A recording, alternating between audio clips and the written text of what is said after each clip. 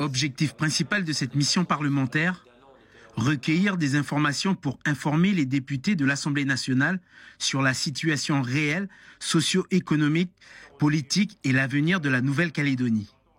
Ce qui peut être dit au niveau de Paris et ce que l'on vit ici, ce sont deux choses différentes.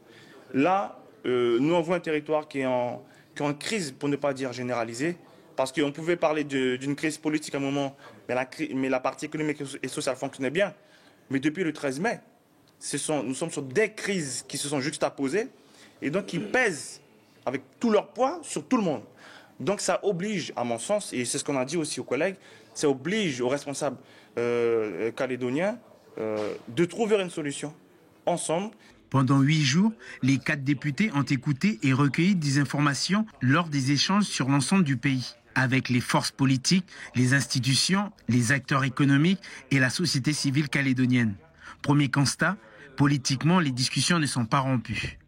Nous, on repart avec beaucoup de simplicité, de modestie, d'humilité, mais avec quand même ce sentiment que oui, il y a des choses qui peuvent encore se faire, se vivre, et en tout cas, les fils du dialogue ne sont pas rompus.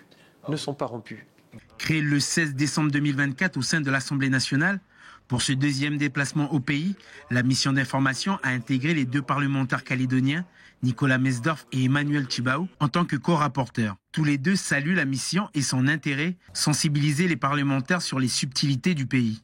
Les interventions internationales du président Macron avec les difficultés budgétaires de la France, que la Nouvelle-Calédonie a du mal un peu à s'imposer comme un sujet prioritaire pour l'État. Et pourtant, il l'est parce qu'on parle de la souveraineté de la France. Donc ce rapport peut permettre de faire partie des éléments qui font que la Calédonie redevienne au premier plan de la Nouvelle-Calédonie, de la France. C'est surtout aussi l'opportunité de faire valoir la parole de nos compatriotes ici au pays.